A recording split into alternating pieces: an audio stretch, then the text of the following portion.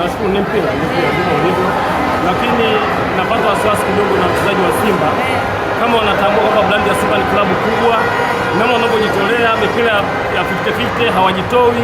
Ni mbeki tumemwona yule Msauzi ambaye mpira hiyo ameweza kuwini mipira yote ambayo ni hatari, lakini miangalia karibu wachezaji asilimia kubwa si watu ambao wanaweza kupambania mpira kwa 50-50 na wapinzani.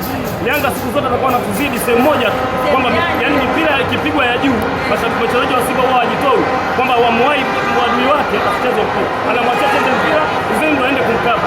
Huwezi kuwini mpira kwa staili hiyo na huwezi kuperform vizuri kwenye staili kama hiyo. Lakini pili, kocha wetu aina ya kocha tuliompata ananipa mashaka kuelekea mashindano yote ya msimu huu, kwa sababu wewe kwa unafanya sana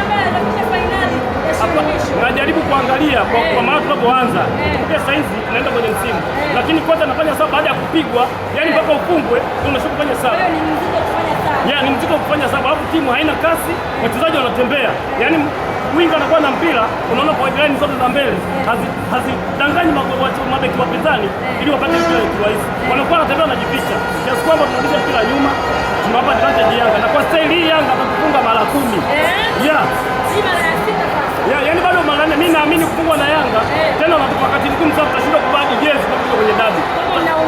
Tunaumia tunapotoka sana, inaonekana kafungwa ni mara zinahesabiwa. Yani Simba mnagana na uvumilivu sana, mmefungwa mara 5 lakini leo ameongeza uwanja kwa support timu yenu. Tena natakiwa viongozi wajivunie mashabiki waliowapata. Ni watu ambao ingekuwa ni Yanga kwa kupigwa mara 4 wasingeonekana uwanjani. Lakini ni mara 5 wasingeonekana uwanjani. Lakini kwa sisi ni watu wa mpira ambao tunakuja. Lakini hichi kitu kufanya viongozi na wakocha wao kidogo kinatuangusha. Hawana kauli mbiu kuelekea dabi. Yaani mchezaji anatakiwa acheze mpira bila kuangalia. Vichwa leo vimetolewa. Tumeumia sana kwa kweli. Tumeumia miaka 60 nani mara 6 tunafungwa leo wala sioni wiki nzima. Ngoja wamenunua hata jezi mpya ya Simba Day, tumejaza uwanja leo, tumekuja tumejaza kushinda Yanga, alafu wakuletea mpira gani kutokotoka au tukane. Nimekasirika, nimeumia yani nimeumia wewe kubwa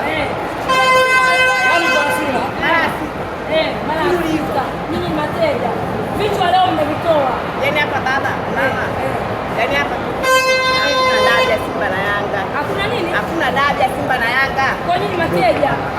Si mateja. Kila la aina kazi yake. Stop